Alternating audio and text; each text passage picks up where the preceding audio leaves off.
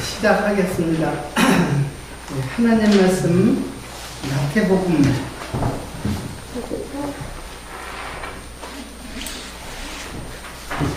17장 13절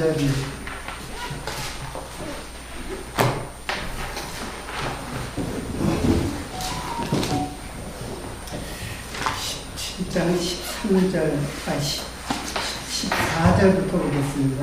14절부터 20절까지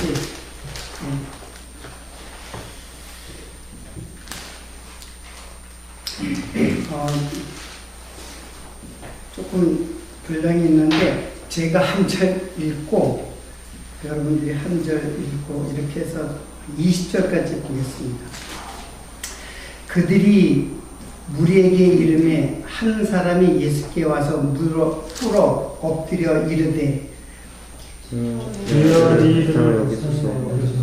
그가 간질로 심히 고생하여 자주 물에도 넘어지는지라. 내가 주의 제자들에게 데리고 왔으나 능히 고치지 못하더이다. 예수께서 대답하여 이르시되 이름이 없고 패역한 세대여, 내가 얼마나 너희와 함께 있으며 얼마나 너희에게 참으리요. 그를 이리로 데려오라 하시니라. 이에 예수께서 꾸짖으시니 귀신이 나가고 아이가 그때부터 나으니라. 이때 제자들이 조용히 예수께 나와 이르되 우리는 어찌하여 쫓아내지 못하였나이까. 20절 함께 읽겠습니다. 이르시되 너희 믿음이 작은 자들이니라. 너희로 너희에게 이르노니 만일 너희가 믿음이 겨자씨 하나만큼만 있어도 이 산을 명하여 저기서 저기로 옮기라 옮길 것이요 또 너희가 못할 것이 없으리라. 성경책이 요즘에 버전이 많이 있어가지고 이제 서로 맞지가 않네요.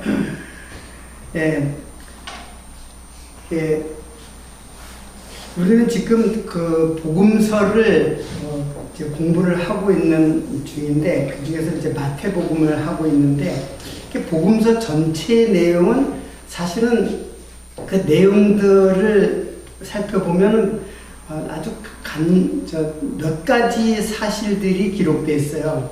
그러니까 그 예수님의 그 잉태로부터, 그러니까 예수님의 잉태도 구약의 예언을 따라서 잉태되었죠. 처녀가 잉태하여 아들을 낳으리니 이미 구약의 예언을 따라서 예수님이 잉태되고 그리고 출생이 되고 탄생이 되고 그리고 이제 사단의 시험을 거치고 그리고 공생애가 시작돼요. 그래서 공생애 중에 일어난 일들을 보면은 그러니까 예수님의 행적이라 그랬죠. 예수님의 행적을 간단하게 요약하면은 예수님은 그 공생애를 끝내고 바로 병을 고치고 귀신을 내어 쫓는 일을 해요. 그리고 예수님께서는 그 3년 공생애 동안 한 일이 뭐냐면 가르치신 일을 했어요. 가르치는 일을 했죠. 그리고 이제 제자들하고 이제 여러 무리들에게 가르치죠. 그리고 바리새인들은 가르친다기보다는 바리새인들의 그 공격, 그 논쟁이 있죠. 물론 이제 엄밀히 보면 다 가르침 속에 있는데 바리새인과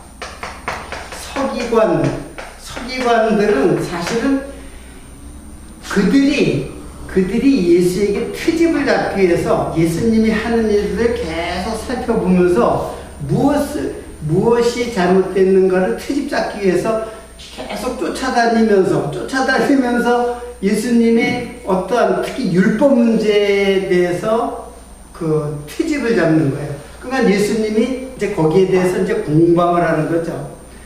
근데 예수님의 그 답변은 그 서기관들의 가르침이라든가 서기관들의 그들이 더 이상 공격하지 못할 정도로 완전히 그들의 입을 딱 막게 만들고 그들의 공격을 다 이제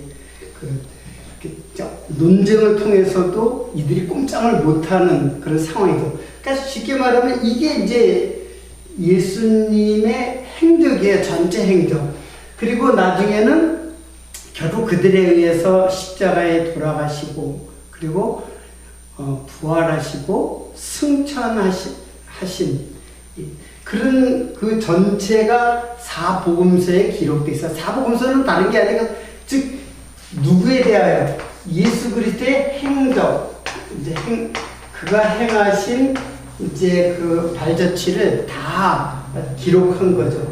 근데 기록했는데 보면 다 이런 거예요. 간단한 거죠.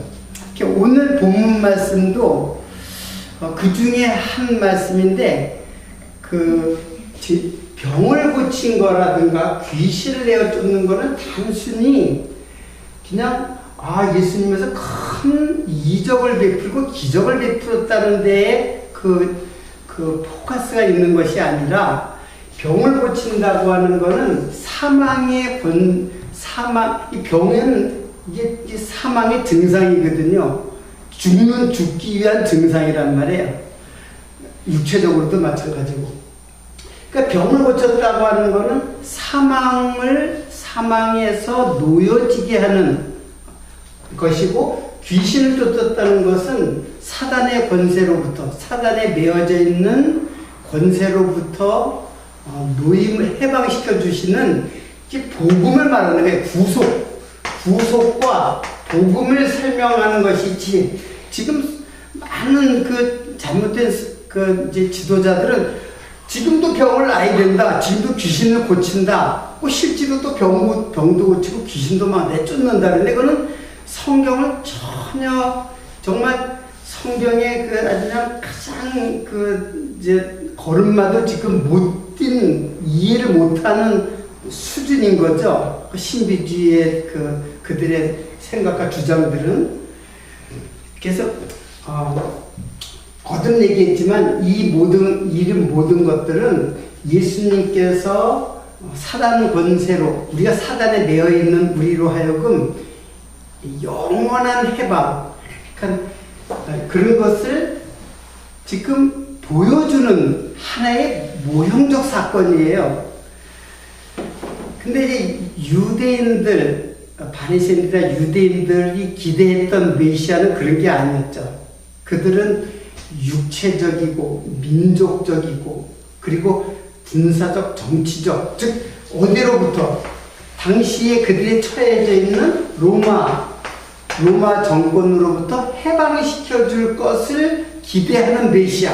그러니까 메시아관이 서로 어때요? 달랐던 거예요.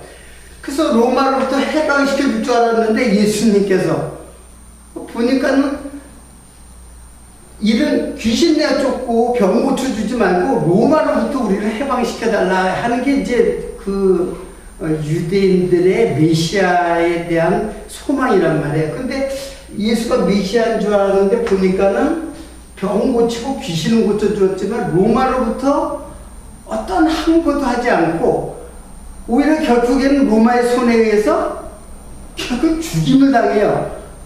그러니까는 예수는 메시아가 아니로구나 라고 생각을 한 거예요. 그래서 메시아관이 잘못된 거죠.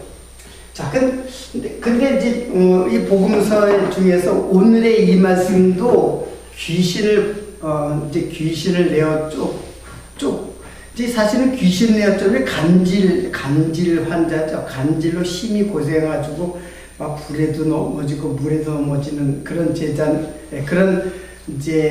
그런 사람을 제자들에게 데려갔는데 제자들이 능히 고치지를 못했어요. 이제 여기 내용에 보면은, 그러니까 예수님께서 그를 데리고 오라.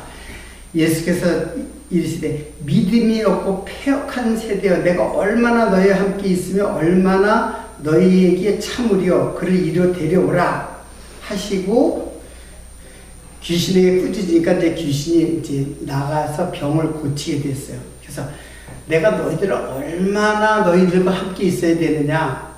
이 말은 곧 이제 내가 이제 가면은 보혜사 성령이 오셔가지고 이제 새로운 그 믿음의 시대가 이제 열려진다. 즉 은혜의 시대가 열려진다라는 것을 사실은 암시하고 있는 거예요. 약속을 하고 있는 거예요. 자, 그렇게 이제 말씀을 하시는데 마지막 20절은 어떤 내용이 나오냐면 우리는 그럼 왜 못 우리 귀신을 왜 못 쫓아냅니까? 그랬더니 너희가 이제 예수님께서 하신 말씀이 너희 믿음이 작은 까닭이니라. 진실로 너희에게 이르노니 만일 너희의 믿음이 겨자씨 한 알만큼만 있어도 이 산을 명하여 저리로 옮겨지라 하면 옮겨질 것이요 또 너희가 못할 것이 없으리라. 자, 근데 이상한 말을 하는 거예요. 이제 믿음의 시대가 이제 온다는 것을 약속했는데 믿음이 있으면은 이 산을 명해서 저 산으로 옮기라고 명령을 하면은 옮겨진다는 거예요. 여러분 이 말씀을 어떻게 이해를 하겠어요? 예? 과장에서 말씀하시는 그럼 어떤 것에 대한 과장이에요? 믿음이 약하다는 것에 대한 과장. 믿음이 약한 것을 근데 그러면 좀 더 우리가 뭐 디테일하게 한번 생각을 해보세요. 여러분 이 말씀 잘 알죠? 이 말씀 아시죠? 안지사님 아시죠? 이 말씀 처음 들어봐요? 들어봤죠? 그러면 그럼 어떤 해석이 안 됐어요? 아니면 해석할 수 있을 것 같아요? 우리 서지사님. 저도 그런 비슷한 생각인데. 이제 과장? 믿음이 약하니까. 믿음이 약하니까. 네, 그런. 그러면, 그럼 믿음이 약했는데 어떻게 얘기를 했냐면, 겨자씨 하나만큼만 있어도, 겨자씨 하나만큼 믿음이 있어도 산을 옮긴다 그랬어요. 그러니까 믿음이 내가 약하니까이라는 말이 성립이 안 되는 것이, 겨자씨라는 거는 유대인에게는 가장 작은 씨가 겨자씨예요. 그래서 그거는 거의 없다고 생각할 때 겨자씨라는 거를 비유로 말해요. 이거는 겨자씨만한 것이라는 거는 작다는 것보다 이거는 없는 것과 방불하다라는 뜻으로 그 겨자씨라는 말을 사용을 해요. 그러면 그 말대로 하면은 겨자씨만한 믿음이만 있어도 산을 옮긴다 그랬잖아요. 그러면 그것도 산을 옮기지 못한다는 거는 뭐 한다는 얘기예요? 겨자씨만한 믿음도 없다는 얘기죠. 믿음이 아예 믿음 자체가 지금 부정되는 거죠. 이 말은 자세히 디테일하게 한번 생각을 해보세요. 겨자씨만한 믿음만 있으면은 산을 옮긴다 그랬잖아요. 근데 산을 못 옮기는 거는 지금 이제 결국은 그 병자를 못 고친 것에 대해서 이제 너희들이 믿음이 없다 얘기를 했는데 겨자씨만한 믿음만 있어도 산도 옮긴다 그랬어요. 자, 그러니까는 이 말을 어떻게 우리가 이제 이해하고 해석해야 되는가? 그게 제가 주석책을 다 찾아봤어요. 주석책을 나름대로 제가 있는 주석책들을 다 찾아보고 여러 가지 그 주석책뿐만 아니라 이제 거기에 관련된 근데 솔직히 해답을 얻지 못해서 혹시 여기에 대한 이제 이해나 나름대로 이제 해답을 뭐 맞지 않더라도 우리 사모님은 어떻게 생각하세요? 아니 그 전에 이 말 기억이 나는데 지금 내가 생각이 안 나네. 해석이 된 적이 있었어요? 네. 자, 그래서 여러분들이 지금 여기도 이렇게 이쪽 보면 다 산들이 있잖아요. 저 산을 갖다가 명령을 해가지고 이 산으로 옵니다. 자, 동이산을 명령해가지고 저기 지금 무슨 동인가요? 여기 이제 삼천동으로다가 옮기라 명령하면은 옮겨질 것이다. 그런 뜻이라고 보기는 힘든 거죠. 거기에 동일한 시자다. 그런 뜻은 아니겠죠. 역사 이래로 그런 적도 그런 일도 있을 수도 없고 일어난 적도 없죠. 뭐 포크레인으로다가 조그만 동산을 옮긴다는 거는 몰라도 산을 명령을 해가지고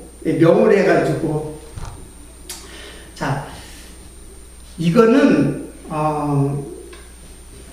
여러분들이 이 말씀을 잘 이제 제가 그 해석을 다 끝날 때쯤 되면 이 말이 무슨 뜻인가를 여러분들이 선명하게 좀 이해가 될 것이라고 생각이 돼요. 산이라는 건 지금 이 산은 지금 자연의 이 우리 눈에 보이는 산을 말하는 게 아니에요. 이 산은 쉽게 말하면 이게 뭐예요? 우리는 성경을 어떻게 풀어야 돼요? 상징으로 푸는 것들이 많이 있죠. 실제로 상징적인 부분들이 많이 있어요. 물론 무조건 다 상징으로 푼다는 뜻은 아니지만 이 말은 반드시 상징으로 풀어야 돼요. 산이 무엇을 말씀하는 것인가에 대한 상징성을 우리들이 이제 이해를 하면은 이제 쉬워요. 이제 산이라는 거는 오로스라래요. 오로스. 그래서 호오로스.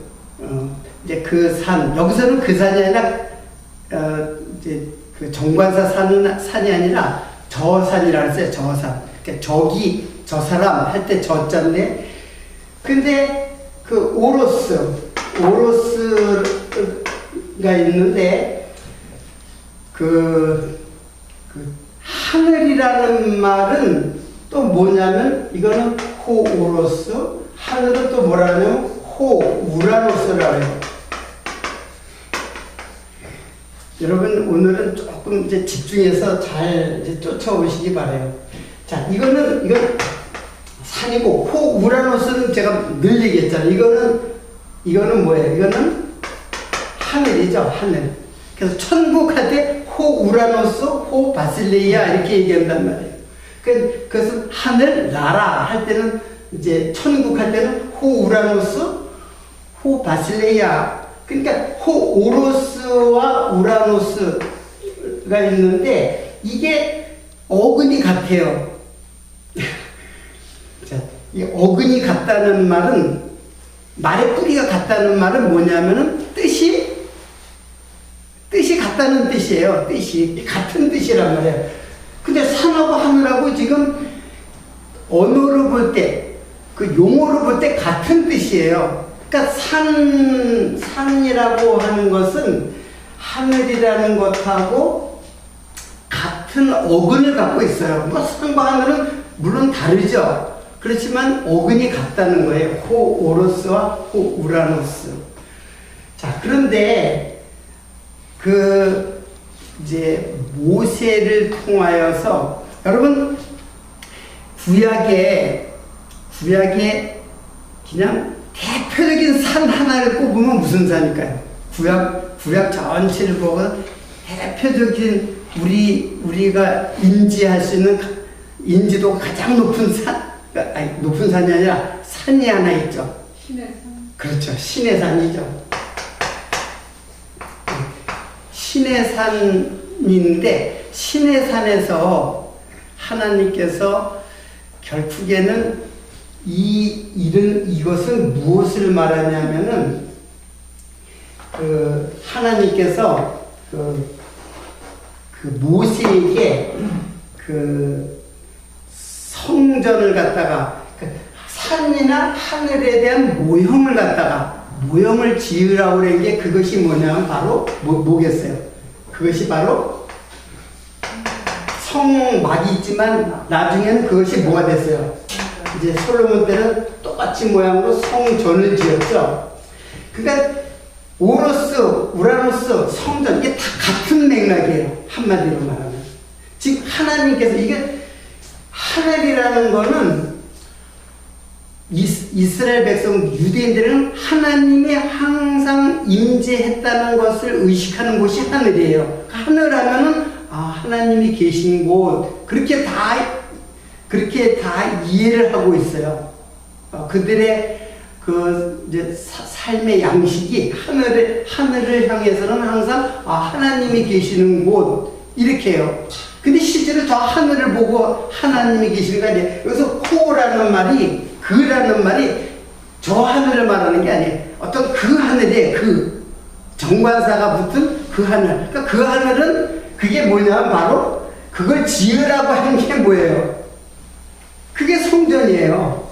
그러니까 하늘은 하나님이 계시는 곳, 그리고 그걸 모형적으로 지은 것이 뭐예요? 그게 성전이에요. 그리고 이것을 쭉 뭐라 그러냐면 산으로 상징되어지는 산으로 말씀하는 상징이라는 얘기예요. 자, 그러면 제가 지금 이건 굉장히 좀 이제 막 내 마음대로 막 해석을 막 하는 것 같이 보이는데 제가 이제 거기에 대한 근거를 이제 말씀을 드릴게요. 자, 우선은 히브리서 12장을 한번 보세요. 히브리서 12장. 조금 시간이 가더라도 다 찾아서 여러분들이 눈으로 확인하면 좋을 것 같아요. 히브리서 12장 18절.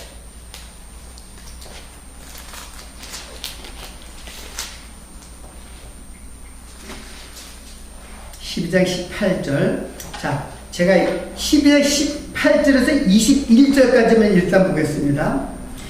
너희가 이른 곳은, 자, 여기서 너희라는 것은 히브리 기자가 이제 복음을 받아들인 성도에게 말하는 거예요. 너희가 이른 곳은 만질만한 불붙는 산과 흑운과 흑암과 폭풍과 나팔 소리야, 말하는 자의 소리가 아니라 그 소리를 듣는 자들은 더 말씀하지 아니하기를 구하였으니 이는 짐승이라도 산에 이르거든 돌로 침을 당하리라 하신 명을 저희가 견디지 못하니라.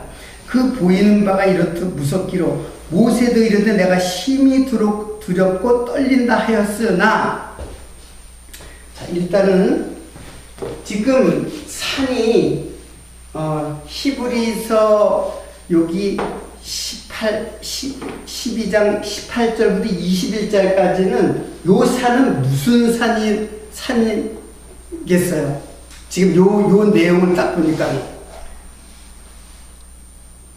이거 생각 안 나세요? 출애굽기에서? 그렇죠. 신의 산이죠. 신의 산에서 뭐가 떨어졌어요? 하나님의 말씀, 율법이 떨어졌잖아요. 근데 율법이 떨어졌을 때는 굉장히 흑운과 흑암과 구름이 캄캄해지고, 그리고 빽빽한 캄캄한 구름이 드리워지고, 그리고 천둥과 우레, 굉장히 우레 소리인지 하여튼 굉장히 하늘에서 엄청난 큰 소리가 들려가지고 이스라엘 백성들이 그냥 사시나무 떨었어요. 그래서 하나님 더 말씀하지 말라고, 그리고 모세 보고 하나님 보고 말씀하지 말고 모세 당신이 얘기를 하라고 그랬어요. 하나님이 더 말씀하지 말라고. 그 내용을 지금 여기서 적은 거예요. 폭풍과 나팔 소리와 하늘의 그 소리가 굉장히 웅장하고 굉장히 그 큰 소리가, 그래서 말하는 자의 소리가 아니라 그 소리를 듣는 자들은 이스라엘 백성이죠. 더 말씀하지 아니하기를 구하였으니, 요거 내용이 출애굽기에 나와요. 그거 나중에 찾아보면 돼요. 이는 짐승이라도 산에 이르거든 돌로 침을 당하리라. 그러니까 이 산은 율법이 쏟아지는, 율법이 우리들에게 내려지는 산은 굉장히 율법의 심판을 말하는 산이에요. 여기 올라오면 다 죽어요. 짐승도 돌로 침을 당하기 때문에. 그래서 이렇게 무서워가지고 모세도 힘이 두렵고 떨린다 하였으나 그랬죠. 자, 히브리서 지금 제가 요걸 12장 18절부터 쭉 해서 요거 이어지잖아요. 그래서 요거 둘로 나눈 거예요. 요 산과 22절부터 또 이제 한 번째 읽어보겠습니다. 22절부터. 22절은 그러나 지금 너희가 이런 것은 이런 산이 아니라 그랬죠. 아니고 그러나 너희가 이런 곳은 시온산과 살아계신 하나님의 도성인 하늘의 예루살렘과 천만 천사와 하늘에 기록한 장자들의 총회와 교회와 만민의 심판자이신 하나님과 온전케 된 의인의 영들과 새 언약의 중보이신 예수와 아벨의 피보다 더 낫게 말하는 뿌린 피니라. 그러니까는 구약의 모든 아벨의 피, 이게 사갈의 피까지라 그랬잖아요. 그래서 그 모든 피보다 더 낫게 뿌린 피, 누구의 피예요? 예수 그리스도의 피가 뿌려진 곳. 그러니까는 지금 히브리서에 너희가 이룬 곳은 이 산이 아니고 그런 뜻이에요. 그래서 요 산을 제가 불붙는 산이라고 하는 거예요. 심판이 내려지는 산, 율법의 산, 즉 신의 산이죠. 신의 산이 아니고 너희가 이룬 곳은 무슨 산이라 했어요? 너희가 이룬 곳은 무슨 산? 시온산이에요. 시온산. 근데 시온산을 설명하는 걸 보니까 어떤 산이에요? 여기에는 하늘의 예루살렘과 하나님의 도성. 자, 여기는 솔로몬이 지은 뭐예요? 이 산은 무슨 산이에요? 네?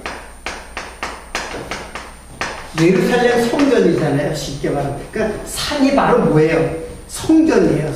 아까 그래서 제가 산, 하늘, 성전이라 그랬잖아요. 같은 맥락으로 이해할 수 있는 거예요. 그러니까 예루살렘 성전이 구약의 예루살렘 성전의 그 율법이 내려진 산, 그 산이 이제 시온산. 이 시온산은 이거는 한마디로 뭐예요? 쭉 보니까는 은혜예요. 은혜. 그래서 이것은 이 산은 뭐라 그랬어요? 시온산과 그랬는데 시온산과가 아니라 시온산인데 그 산은 뭐냐면 살아계신 하나님의 도성, 하나님의 도성, 그게 하나님의 하늘나라예요. 하늘나라.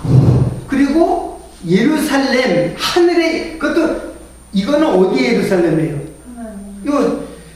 이거는 솔로몬이 지은 예루살렘이고, 이 예루살렘은 하늘의 예루살렘. 그러니까 하늘의 예루살렘은 다른 말로 뭐라 하죠? 계시록에는 뭐라 하죠? 이거를 새 예루살렘,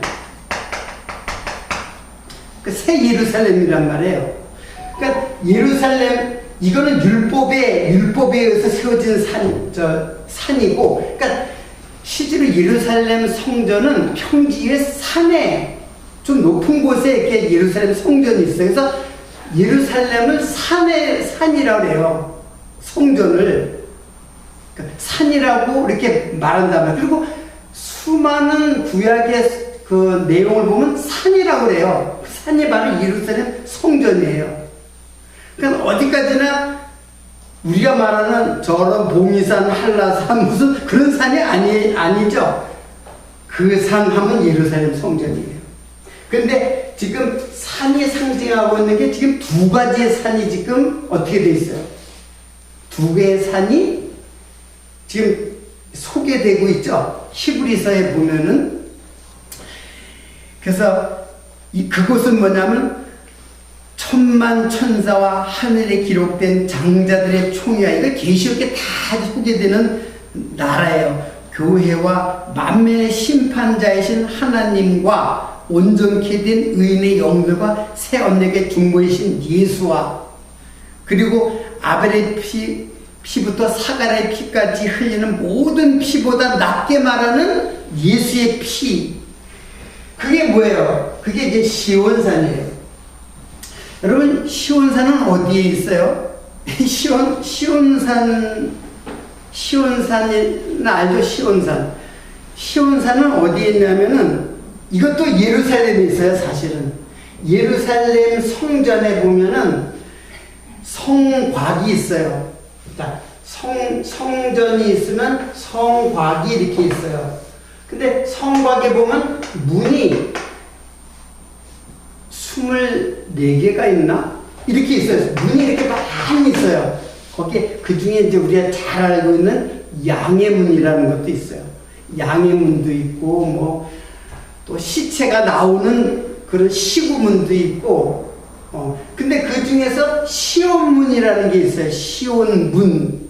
그 시온문이라는 게 있는데, 그 시온문 앞에 언덕이에요. 그 언덕이 바로, 시온산이라고 그래요. 근데 뭐 산이라기보다는 그냥 약간 구름 같은 언덕이에요. 근데 이제 그것을 지금 상징하고 있어요. 그러니까 엄밀히 말하면 시온산도 사실은 예루살렘 성전에서 조금 이제 그 바깥에 있는 성전인데 지금 이 산을 근데 이 시온산은 어떤 일이 있었냐면 예수님의 유월절 만찬도 거기서 있었다고 해요. 근데 이제 뭐 사료기 때문에 잘 모르겠는데 어떻든 시온산은 지금 여기서 어떻게 소개하고 있어요? 뭐 시온산이 어디 있든 간에 시온산은 어떻게 소개되고 있어요? 이건 하늘의 산으로 지금 소개하고 있잖아요. 자, 정리를 다시 하겠습니다.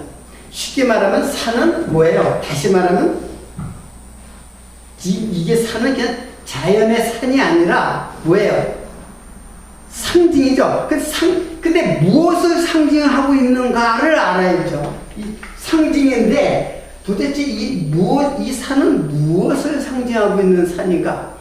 다시 말하면은 신의 산에 이 산을 명하여 그랬죠. 이 산을 명하여 저리로 옮기라고 하면은 옮겨질 것이요. 그러면 이 산을 명해가지고 어쪽으로?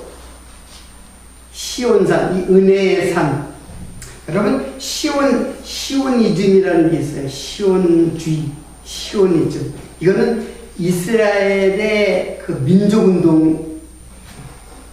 민족운동 그 주의자들이에요. 그러니까 다시 민족의, 그러니까 쉽게 말하면 독립주의의 이스라엘 민족이 나라가 없었잖아요. 1954년에 독립했잖아요. 이스라엘 나라가 독립했잖아요. 그 누구 때문에 했냐면 시온주의자들에 의해서, 즉 독립군 나라가 없이 이제 떠돌아다니는 그들이 힘을 모아가지고 계속 팔레스타인의 아랍 회교권과 더불어 계속 갈등을 빚고 그들과 격파해서 결국 독립을 한 거예요. 이렇게 시오니즘이라고 해요. 시온주의. 그러니까 시온주의는 결국 예루살렘, 이들은 아직까지도 무슨 거를 탈환하려고 하는 거예요. 예루살렘을 탈환하려고 하는 거예요. 여러분, 예루살렘 성전 있어요, 없어요? 있어요? 아니 부서졌지만 있었던 것.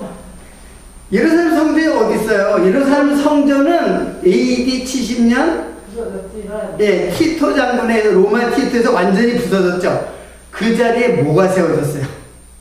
통곡의 성전이 세워지지 않고 회교당이 세워졌어요. 그 지금 금으로 된 돔이 있잖아요. 그거 성전 아니에요. 성전이 아니고 뭐예요? 그게 회교도들의 그들의 성지죠. 그러니까 사실은 회교도는 아브라함이 이제 이삭과 이스마엘을 낳았잖아요. 그 이스마엘 족속이 회교예요, 한마디로. 그러니까 이스라엘이라고 하는 이스라엘은 물론 야곱의 이름인데 이삭과 이스마엘을 배다른 민족이 둘로 나눠졌잖아요. 요게 이스라엘이고 나중에 이스라엘이고 유대인이라고 하는 것이고 이쪽은 이스마엘의 자손들이에요. 이스마엘 자손들이 더 많이 퍼졌어요. 그러니까 이스마엘이 그 아랍 전체를 거의 다 장악했죠. 이집트까지. 그리고 조그맣게 남아있는 게 이스라엘 민족이라면 이스라엘 이삭이 야곱의 12지파가 되고 이제 그렇게 이어진 거란 말이에요. 근데 뭔 얘기를 하려고 하다가 근데 어떻든 예루살렘이라는 것을 우리가 잘 이해해야 돼. 이거는 구약을 의미하는 것인가 아니면 이것을 비유로 새 예루살렘을 이야기하는 것인가를 상징이기 때문에 잘 알아야 돼. 여기에는 지금 두 개의 산이 있는 거예요. 역사적으로.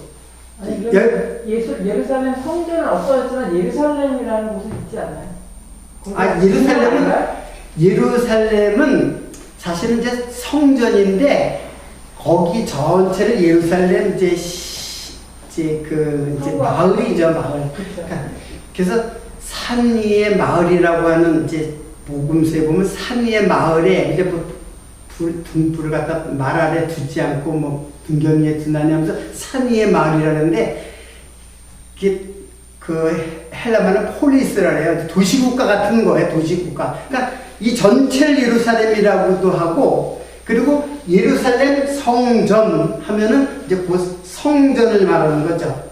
근데 그 전체도 예루살렘이라고 하죠. 지금 그 예루살렘 가면은 그냥 마을이죠. 마을이 아니라 큰 시가지죠. 지금은 거기에는 유대인들도 있고요. 그리고 기독교인도 있어요. 그리고 회교도 있고 같이 모여 살아요. 섹타를 정해가지고 이렇게 살아요. 지금 예루살렘. 그러니까 춘천시 같은 도시에 그렇게 살아요. 근데 춘천시 도시 봉이산 같은 데다 예루살렘 성전이 있는 거예요. 그럼 그거는 예루살렘 성전이고 그리고 그 전체는 예루살렘이라고 하는 거죠. 예루살렘. 그래서 이스라엘의 수도가 예루살렘이에요.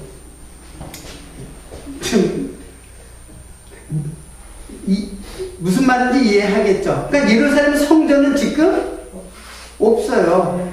그걸 재건하려고 하는 게 또 지금 걔네들 다 쫓아내고 성전 재건하려는 게 지금 이스라엘 사람들이 지금 꿈꾸고 있어요. 그것도 지금 성전이 지금 완전히 그들에게 볼 때는 이교도의 회당이 되어버렸으니까 그거 다시 복원하려고 하는 거예요. 그게 이제 시온주의, 여전히 그 민족주의 정신을 갖고 있는 유대인들의 그 사상이에요. 그게 시온주의예요. 그리고 시온이라는 말은 그 시온산이에요. 시온 문 앞에 있는 언덕을 말하는 산이에요. 근데 이걸 그냥 단순히 그 산을 말하는 게 아니라 그 산이 상징하고 있는 것들을 지금 제가 얘기를 하는 거예요. 그래서 시온주의, 이제 그렇게 얘기를 하는 거예요. 자, 근데 오늘 제가 이제 사실은 이 말씀을 통해 가지고 오늘 주제는 사실은 이거예요. 산상수훈이에요. 산상수훈의 5장 1절부터 3절을 보면은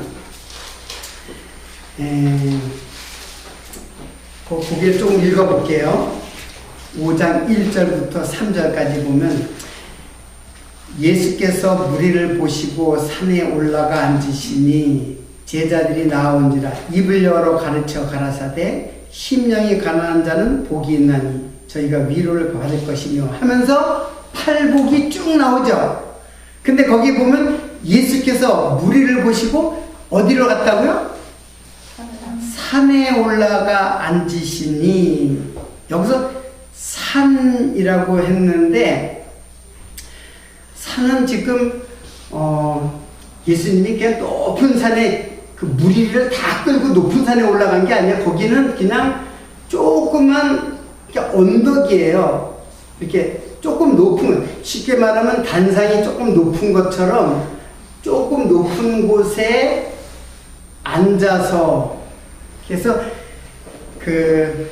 이제 올라가라는 말도 그냥 산에 올라간다는 말이 아니에요. 아나바이노라는 거는 이게 뭐냐면은 위로 올라간다는 뜻이에요.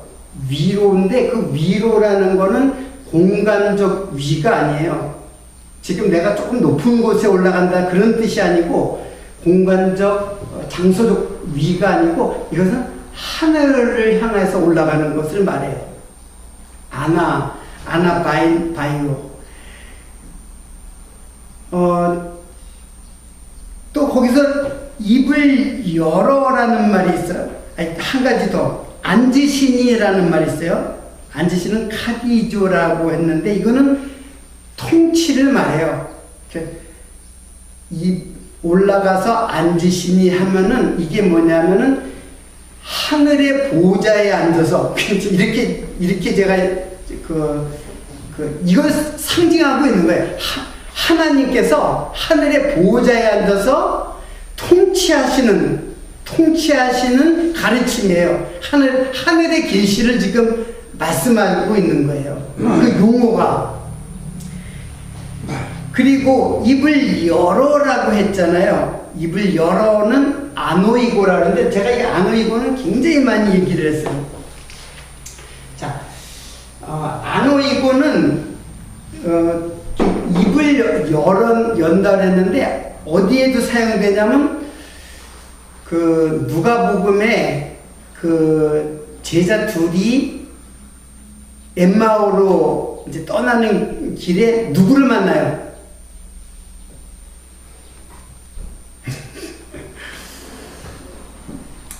여러분이 성경을 이게 일일이 찾아가지고 저가려면 시간이 많아. 그렇죠. 부활하신 예수님을 만나죠. 근데 예수를 알지 못하죠. 옆에 같이 동행하는데 예수인 줄 알지 못하는 거야. 그러니까는 뭐라 그러냐면은 이제 거기 집에 들어가서 성경을 풀어주실 때 그렇죠. 성경을 풀어줄 때 너희 마음이 뜨겁지 아니하냐 그런 말이 있죠. 그러니까 성경을 풀어주실 때라고 할 때 성경을 풀어주신다는 말이 아노이고예요. 그러니까 용례가 그래요. 자, 그러니까는 입을 열어도 아노이고고. 자, 이건 위로 열린다. 아노는 위예요. 위로 열린다예요. 그런데 거기에서 예수를 이제 알아봐요. 보니까 예수님이야. 예수님 줄 몰랐는데 성경을 풀어 마음이 뜨겁지 않냐. 그리고 성찬 떡을 떼어주다 보니까 예수인 줄 알아. 그러니까 눈이 어떻게 해요? 눈이 띄어졌다는데 그것도 눈이 열렸다 그래요. 그것도. 근데 그때도 아노이고라고 사용해요. 그리고 세례 요한으로부터 세례를 받을 때 하늘이 열리고라는 말이 있었죠. 그때도 아노이고. 자, 그러니까 아노이고라는 말은 예수님이 입을 열었다라는 것은 지금 하늘문이 열려지고 하늘의 계시로 말씀을 하고 계신다라는 뜻을 갖고 있는 거예요. 단순하게 그냥 그냥 가르친다고 그러지 왜 입을 열어 그런 말을 써요. 마태가 이상하지 않아요? 그냥 당연히 입을 열어서 입으로 말씀을 해서 가르치는 것인데 왜 입을 열어라는 말을 쓰냔 말이에요. 이 아노이고라는 말을 쓰는 이유는 바로 이게 뭐예요? 이게 바로 뭐예요? 하늘의 계시의 말씀을 지금 선포하는 예수님의 그 계시를 지금 상징하는 말이 바로 입을 열어요. 그 단어 하나하나에도 상당한 의미를 갖고 있죠. 이렇게 눈이 열리는 것도 안의고고, 성경이 풀리는 것도, 성경이 그것도 열린다고 그래요. 성경이 열리는 것도 안의고고. 그러니까 성경이 열리는 것이 계시가 어때요? 하늘의 계시가 열리는 것이고, 하늘 문이 하늘도 열린다 그랬잖아요. 세례받을 때 하늘도 열린다. 그게 다 안의고니까 하늘 문이 열리는 거예요. 그러니까 하늘 문이 열리고 성경이 풀어질 때, 성경 말씀이 깨달아질 때 하늘 문이 열려지고 하늘의 계시가 내 마음속에 깨달아지는 것을 말하는 거예요. 또 안호땐이라는 게 있어요. 안호땐은 중생이거든요. 거듭난다는 뜻이에요. 그게 또 안호란 말이에요. 안호땐. 그러면 안호가 위로거든요. 그러니까 두 번째 난다 그런 뜻이 아니라 위로 난다라는 뜻이에요. 모든 사람은 아래로 났는데 우리도 다 아래로 났죠. 근데 성도는 두 번째 태어나요. 어디서 태어나요? 위로 태어나요. 위로 태어나는 사람들이에요. 자, 그러면 여러분들이 지금 이 시온산은 지금 어디서 성취되는 것으로 여러분들이 이제 조금 이제 감이 오는 사람은 여기에다 이 모세 율법에 떨어진 산인데, 지금 이 마태복음에서는 예수님께서 산에 올라가 입을 열어 가르친다. 여기서는 율법, 하나님의 말씀, 율법이 떨어졌는데 여기서는 누구의 말씀에 떨어지는 거예요? 예수님의 말씀이 떨어지는 지는 뭐예요? 역시 산이죠. 이게 유명한 뭐예요? 산상순의 시작이에요. 마태복음 5장 1절부터 5장 6장 7장까지가 이 산상수훈이란 말이에요.